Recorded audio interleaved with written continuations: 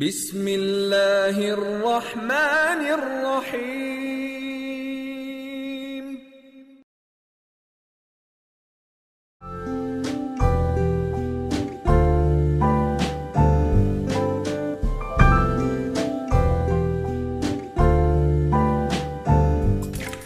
Get tempted by mouth-watering, juicy pineapples.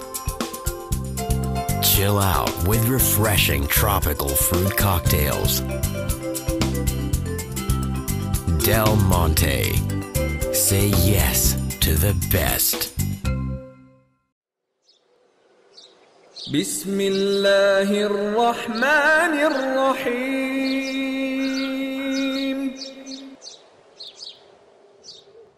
آداب. رمضان المبارک کے خصوصی بیٹھکیں ہیں یہ 247online.tv کے اوپر.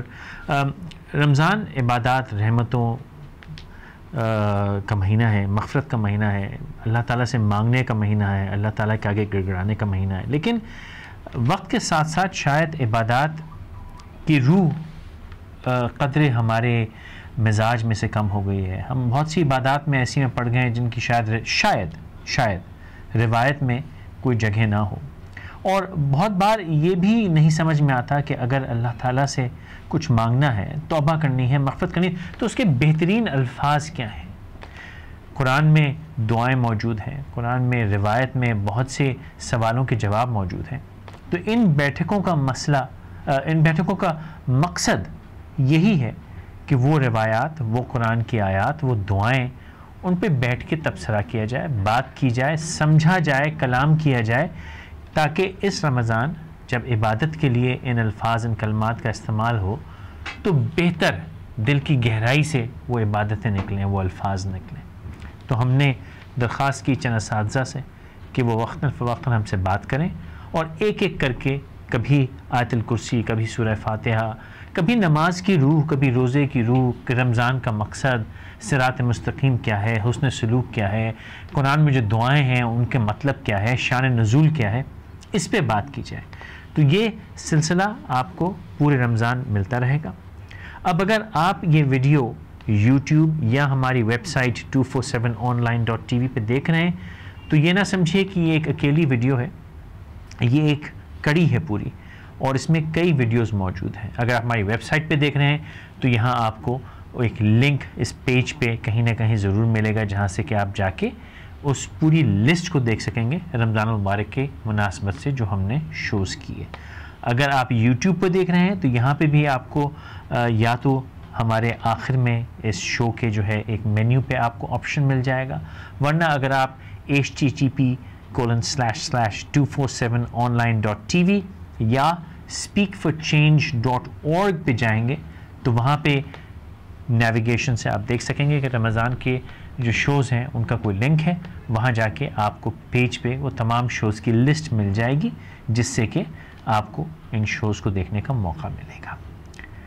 آئیے آج جس موضوع پہ بات ہو رہی ہے اس کی طرف چلتے ہیں. اب آپ رمضان کا سلسلہ دعاؤں کا، آپ پچھلے اگر اس کے پیسز اس کانورسیشن کے نہیں دیکھ پائے ہیں تو لنکس جہاں بھی آپ یہ دیکھ رہے ہیں، یوٹیوب پہ دیکھ رہے ہیں، ہماری ویب سائٹ پہ دیکھ رہے ہیں، تو انڈیکس لنکس یہیں کے موجود ہوں گے، تلاش کر لیجئے.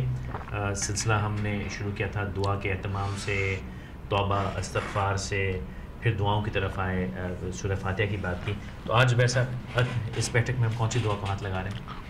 اچھا، آج ہم لے رہے ہیں یہ دعا جو کہ ہم نماز میں اکثر پڑھتے ہیں. ربی جعلنی مقیم الصلاۃ ومن ذریتی ربنا وتقبل دعا ربنا اغفر لی ولوالدی وللمؤمنین یوم یقوم الحساب. یہ دعا اکثر و بیشتر لوگوں کو یاد ہے، زبانی یاد ہے. اس کا ذرا پس منظر سمجھتے ہیں اور اس کو ذرا دیکھتے ہیں، ڈسکس کرتے ہیں. یہ دعا حضرت ابراہیم علیہ السلام کی دعا ہے. جیسے ہم نے پچھلے اس میں ذکر کیا تھا کہ حضرت یونس علیہ السلام کی دعا تھی، یہ حضرت ابراہیم علیہ السلام کے الفاظ ہیں اور ان کی دعا ہے. اس میں اس دعا کا پس منظر اس طرح سے ہے کہ اس سے اگر آپ اس سے پچھلی، اور یہ سورہ ابراہیم کی آیت نمبر 40 اور 41 ہے. ٹھیک ہے. اس کا پس منظر یہ کہ سورہ ابراہیم کی آیت 40 سے پہلے اگر آپ پورا دیکھیں کہ کہاں سے یہ چل رہا ہے، کانٹیکسٹ دیکھیں پورا، تو حضرت ابراہیم علیہ السلام کی قوم کے افراد جو کہ بتوں کی پوجا کیا کرتے تھے، بتوں کی پوجا کر رہے ہیں, بتوں کی پرستش کر رہے ہیں, بت بنا بھی رہے ہیں, وہ سارے افراد کا کنورسیشن چل رہی ہے, حضرت ابراہیم علیہ السلام سے بات ہو رہی ہے, یہ ہو رہی ہے. اس پیرائے میں حضرت ابراہیم علیہ السلام جو ہے وہ توحید کی بات کر رہے ہیں, اور پھر حضرت ابراہیم علیہ السلام یہ کہتے ہیں کہ یا اللہ میرے جو یہ بچے ہیں, میری جو اولاد ہے, ان کو اس برائی سے دور رکھ.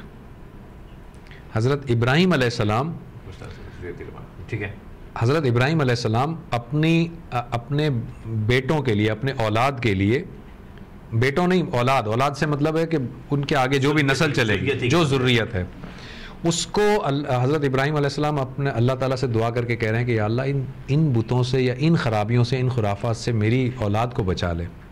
اس پیرائے میں یہ دعا کے الفاظ ہیں. ٹھیک ہے. اب یہ دعا کے الفاظ کیا ہیں؟ جو ہے وہ یہ ہے, موقع یہ ہے, ٹھیک ہے, کیونکہ وہ سارا معاشرہ جو ہے وہ بتوں کی پرستش کر رہا ہے. ٹھیک ہے. اب آپ دیکھیں اس میں بھی دعا کے آداب آپ کو نظر آئیں گے. اب یہ حضرت ابراہیم علیہ السلام فرما رہے ہیں ربی جعلنی مقیم الصلاۃ, اے اللہ, اے میرے رب, مجھے نماز کو قائم کرنے والا بنا.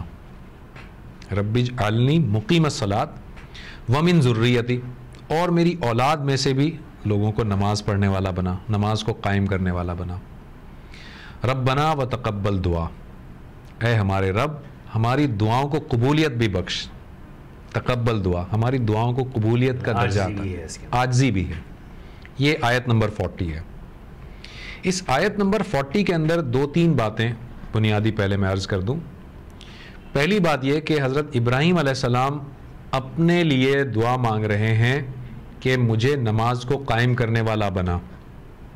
اس سے یہ ثابت ہوتا ہے کہ حضرت ابراہیم علیہ السلام بھی نماز پڑھا کرتے تھے. ٹھیک ہے. تو جو لوگوں کے ذہن میں ایک کانسیپٹ ہے نا کہ نماز جو ہے وہ حضرت یعنی نبی صلی اللہ علیہ وسلم کو معراج میں عطا ہوئی اور صرف نماز جو ہے نبی صلی اللہ علیہ وسلم نے مسلمانوں کو سکھائی, بہت امپورٹنٹ بات ہے. حضرت ابراہیم علیہ السلام جو نبی صلی اللہ علیہ وسلم سے کوئی 2-2.5 ہزار سال پہلے کے پیغمبر ہیں, وہ نماز کی بات کر رہے ہیں اور اپنی اولاد کے لیے بھی کر رہے ہیں. اس وقت بھی نماز پڑھی جاتی تھی, بلکہ کبھی موقع ہوا نماز کا کوئی ٹاپک ہوا تو ہم پورا ڈسکس کر سکتے ہیں. حضرت شعیب علیہ السلام, حضرت عیسیٰ علیہ السلام, حضرت موسیٰ علیہ السلام اور بہت سارے پیغمبر. موقع آ رہا ہے, میں تو ایسا گھیر رہا ہوں موقع جو ہے کہ نماز کے طریقے پہ بڑی بحث ہے. نہیں وہ یقیناً ہم کریں گے, تو وہ جب آئے گا تو میں بتاؤں گا, ایک ریفرنس دے کے بتاؤں گا کہ ہر پیغمبر کی شریعت میں نماز تھی. اب یہ الگ بات ہے کہ وہ نماز کی جو تعداد, رکعت کی تعداد کچھ اوپر نیچے ہو سکتی ہے. جیسے ہم نماز میں قرآن کی تلاوت کرتے ہیں, وہ تورات کی تلاوت کرتے ہوں گے, وہ انجیل کی تلاوت کرتے ہوں گے, وہ الگ ہے, لیکن نماز بہرحال تھی اپنی جگہ پر. ٹھیک ہے. تو ایک بات تو یہ سمجھ میں آ گئی کہ اس وقت نماز موجود تھی. ٹھیک ہے. دوسرا ایک طریقہ اس میں یہ نظر آ رہا ہے کہ حضرت ابراہیم علیہ السلام جو کہ جلیل القدر پیغمبر ہیں, جن کو ابو الانبیاء کہا جاتا ہے, ابو الانبیاء, انبیاء کا باپ کہا جاتا ہے, اور آپ کو اللہ تعالیٰ نے امام بنایا تھا, وہ کہہ رہے ہیں کہ یا اللہ مجھے نماز کو قائم کرنے والا بنا. کیا وہ ہم سوچ سکتے ہیں کہ وہ نماز میں کوتاہی کرتے ہوں گے؟ ہرگز نہیں سوچ سکتے. اس کے باوجود وہ اللہ تعالیٰ سے یہ توفیق مانگ رہے ہیں کہ مجھے نماز قائم کرنے والا بنا. اس سے ایک اور بات جو بہت بنیادی بات پتہ چلی, وہ یہ کہ دعا کو مانگتے رہنا ضروری ہے.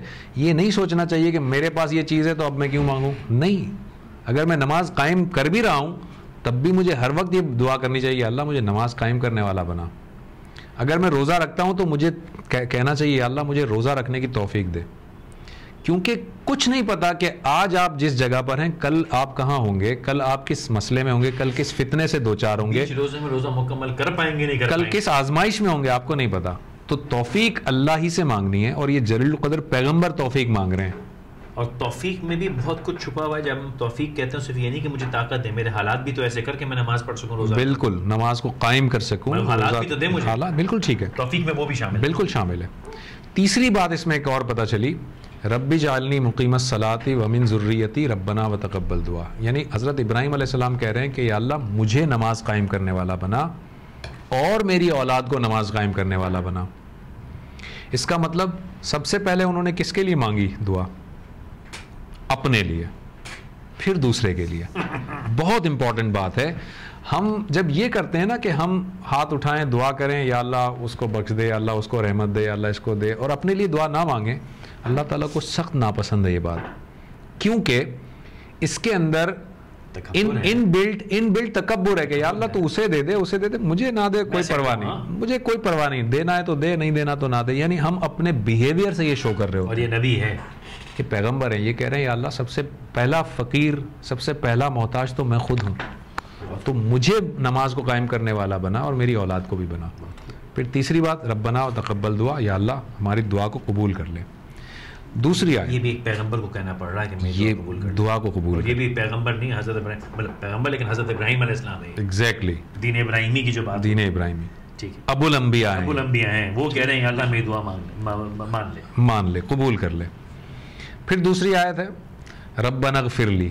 اب یہاں پر بھی دیکھیں پہلے اپنے بارے میں ربنا اغفر لی، یا اللہ میری مغفرت فرما، ولی والدیہ میرے والدین کی مغفرت فرما، وللمؤمنین تمام مومنوں کی مغفرت فرما، یوم یقوم الحساب جس دن تو حساب کو قائم کرے گا اس دن، یعنی جس دن تو حساب کو قائم کرے گا اس دن چونکہ بادشاہ تو ہوگا، اس دن چونکہ تو ہی خود مختار ہوگا، اس دن تیری ہی بادشاہت چلے گی، کسی کو کچھ کہنے کی مجال نہیں ہوگی.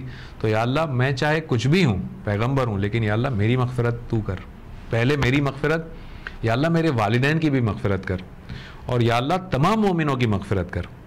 یہ اس میں ایک اور نقطہ یہ ملا، ایک تو یہ کہ پہلے انہوں نے اپنی مغفرت مانگی، دوسرا نقطہ یہ ملا کہ جب دعا کی تو تمام مومنوں کو شامل کر لیا، تمام اہل ایمان کو شامل کر لیا، تمام مسلمانوں کو شامل کر لیا.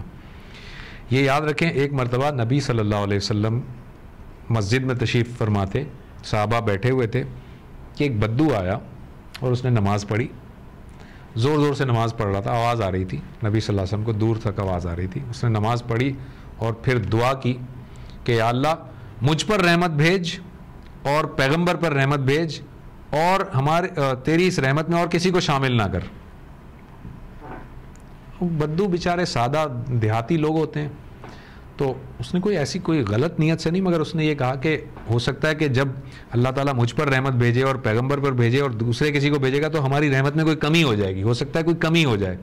اس نے کہا یا اللہ مجھ پر رحمت بھیج اور پیغمبر پر رحمت بھیج، اور اس رحمت میں کسی کو شامل نہ کر، یعنی کہیں ایسا نہ ہو کہ وہ رحمت کم ہو جائے. تو نبی صلی اللہ علیہ وسلم نے جب اس کی بات سنی تو اس کو بڑے پیار سے آپ نے بلایا اور بہت ہی طریقے سے، بہت شفقت کے ساتھ اسے سمجھایا کہ اللہ کی رحمت کو اس طرح سے محدود نہ کرو، اللہ کی رحمت تو بڑی وسیع ہے. تو اس وقت آپ دیکھیں اس کو، اس سے اگر آپ جوڑیں، میں یہاں ریفرنس دینا چاہوں گا کہ اگر کسی نے نہیں دیکھا تو سورہ فاتحہ میں ہم نے ایک بات کی تھی رشک اور حسد والی، رشک اور حسد والی، ایگزیکٹلی. تو جس نے نہیں دیکھا تو وہ جا کے وہ والا پیس سن لے، بالکل ٹھیک، فردر وضاحت مل جائے گی. کوئی محدود نہیں ہے اللہ تعالیٰ، بڑی ہے بہت بہت بے بہا، اللہ تعالیٰ کی رحمت کی تو کوئی حد ہی نہیں ہے نا. تو یہ ہے حضرت ابراہیم علیہ السلام کی سنت ہمیں یہ بتا رہی ہے کہ جب مانگو اپنے لیے مانگو، اور پھر اس دعا میں اہل ایمان کو بھی شامل کر لو. تو آپ نے اہل ایمان کو شامل کیا اور آپ نے اللہ تعالیٰ سے یہ دعا کی کہ جو جب حساب قائم ہوگا تو اس دن ہم سب کی مغفرت فرما دے. استعمال کہ اہل ایمان وہاں ہے مومنین، اہل ایمان ہی ہوا نا، مومن کا مطلب ایمان والا، اہل ایمان. اچھا مومن صرف ایمان یا قول سے ہو جاتا ہے یا زیادہ فعل سے ہوتا ہے؟ اچھا اس کے اندر اب یہ ایک الگ ڈیبیٹ ہے، الگ بحث ہے، فسادی ہے. ہاں مجھے پتا ہے اس میں ایک پوری الگ بحث ہے. یہ اصل میں ایک ہے اسلام اور ایک ہے ایمان. میں سادہ لفظوں میں اگر اجازت دیں، جی میں ان نالائقوں میں سے ہوں، اللہ کو مانتا ہوں، ایمان لاتا ہوں، ایمان رکھتا ہوں، اپنے حلیے میں اور زبان میں کافی مسلمان لگتا ہوں، لیکن میرے جو فعل ہیں روزمرہ زندگی میں ان کا قطعاً میرے ایمان یا اللہ تعالیٰ کے احکامات سے کوئی تعلق نہیں ہے. تو میں ایمان والا ہوا، مومن ہوا کہ نہیں ہوا؟ میں 2-3 باتوں کے اندر اس کو بتا دیتا ہوں، پھر ہم آگے چلے جاتے ہیں تاکہ بات ہماری کہیں اور نہ نکل جائے. مختصراً اس کو بتا دیتا ہوں آپ کی بات. دیکھیں پہلی بات تو یہ سمجھ لیں کہ اسلام اور ایمان، اسلام سے نکلا ہے مسلمان یا مسلم، اور ایمان سے نکلا ہے مومن. ایک مسلم اور ایک مومن، یا ایک اسلام اور ایک ایمان. ٹھیک ہے. تو قرآن مجید نے اسلام کو اور ایمان کو اور مسلم کو اور مومن کو مختلف جگہوں پر ایک دوسرے کے مترادف الفاظ کے طور پر استعمال کیا ہے. ٹھیک ہے. کہیں پر اللہ تعالیٰ نے مطلب جو اللہ کے خاص بندے ہوتے ہیں اس کے لیے اللہ تعالیٰ نے مسلم کا لفظ بھی استعمال کیا ہے. جو اللہ کے خاص بندے ہوتے ہیں مسلم کا لفظ استعمال کیا ہے, اور کہیں پر اللہ تعالیٰ نے اپنے خاص بندوں کے لیے مومن کا لفظ بھی استعمال کیا ہے. اس کا مطلب دونوں کے اندر یہ موجود ہے بات. بالکل اسی طرح سے کہیں پر اللہ تعالیٰ نے مسلم کا لفظ ان کے لیے استعمال کیا ہے جنہوں نے صرف زبان سے بات کی ہے, مسلم کا لفظ استعمال کیا ہے. سورہ حجرات میں اللہ تعالیٰ کہتا ہے کہ تم ایمان, یعنی بدو آئے تھے اور بدوؤں نے کہا تھا کہ ہم تو ایمان لائے ہیں, تو اللہ تعالیٰ کہتا ہے کہ نہیں, تم ایمان نہیں لائے, تم تو صرف اسلام لائے ہو, ایمان نہیں لائے تم. اس کا مطلب اسلام کا لفظ اللہ تعالیٰ نے خالی زبانی کے لیے بھی کہہ دیا. یہ کہاں آیا ہے؟ سورہ حجرات. آیت اگر سورہ حجرات کے اندر میرے خیال میں کہ آیت نمبر یہ 13 ہے یا 14 ہے. ٹھیک ہے. بالکل اسی طرح سے اللہ تعالیٰ نے ایمان کا لفظ بھی جو استعمال کیا ہے وہ اس معنوں میں بھی, یعنی خالص بندوں کے لیے بھی مومن کا لفظ استعمال کیا ہے, اور ایسے لوگوں کے لیے بھی استعمال کیا ہے جنہوں نے صرف بس اقرار کر لیا ہو, ایسے لوگوں کے لیے بھی مومن کا لفظ استعمال کیا. تو یہ مترادف الفاظ ہیں. تو ایک بات تو یہ سمجھ لیں, جیسے اللہ تعالیٰ کہتا ہے یا ایھا الذین آمنوا آمنوا, اے لوگوں جو ایمان لائے ہو ایمان تو لاؤ. یعنی اللہ تعالیٰ بڑے اسلوب کے ساتھ بات کرتا ہے. تو ایک تو یہ کہ یہ بات اپنی جگہ پر ہے, لیکن اگر ہم یہاں پر یوں سمجھیں کہ یہاں جو مومنین کا لفظ استعمال ہوا ہے اس کا مطلب وہی لوگ ہیں جو کہ اللہ اور اس کے رسول پر صدقے دل سے ایمان لانے والے لوگ ہیں, ان کے بارے میں بات ہو رہی ہے. کیونکہ حضرت ابراہیم علیہ السلام ہی کی دعاؤں کا ذکر جب آئے گا تو اور بتاؤں گا آگے میں, کہ حضرت ابراہیم علیہ السلام سے اللہ تعالیٰ نے ایک وعدہ کیا کہ میں تمہیں جو ہے امام بناؤں گا, لوگوں کا امام بناؤں گا. تو حضرت ابراہیم علیہ السلام نے اللہ تعالیٰ سے پوچھا کہ یا اللہ کیا میری اولاد میں سے بھی یہ ہوگا, امام بنائے گا تو؟ تو اللہ تعالیٰ نے کہا کہ میرا ظالموں سے کوئی وعدہ نہیں ہے, یعنی تمہاری اولاد میں سے اگر کوئی شخص ظالم ہوگا, ظلم کرنے پر آئے گا تو اس کے لیے میرا کوئی وعدہ نہیں ہے, ادروائز سب کے لیے وعدہ ہے. تو اہل ایمان یہاں پر وہی لوگ ہیں جو صدقے دل سے ایمان لائے ہیں. یہاں پہ اس کا اختتام, اب یہ دعا کی طرف چلیں گے اگلے ویڈیو میں.